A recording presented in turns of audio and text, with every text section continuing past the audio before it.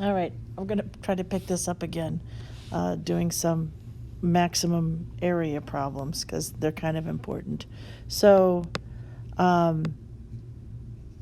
let's do this one. We got the sum of the base and the height. The sum of the base and the height of a triangle is 20. So I drew a picture before. So base plus height is equal to 20. Find the dimensions, which means base and height, when the area is a maximum. So I'm remembering the formula for the area of a triangle, 1/2 base times height.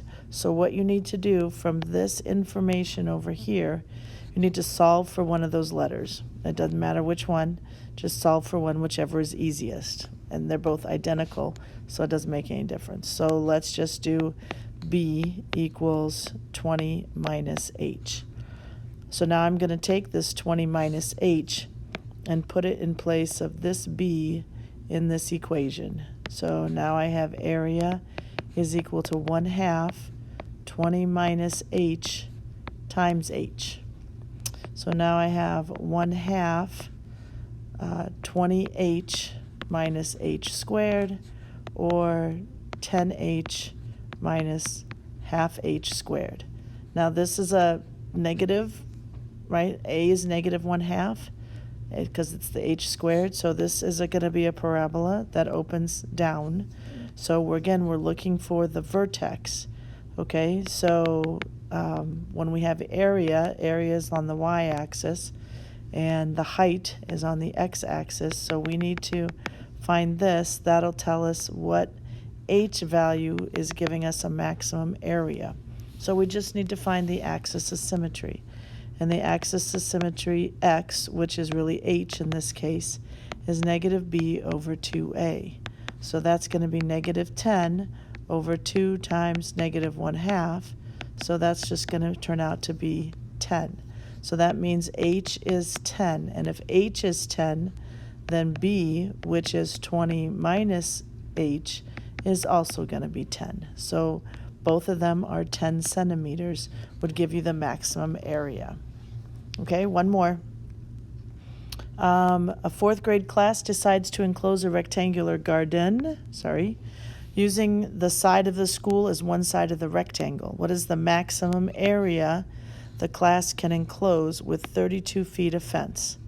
Okay, so here's my picture. I've got a school wall.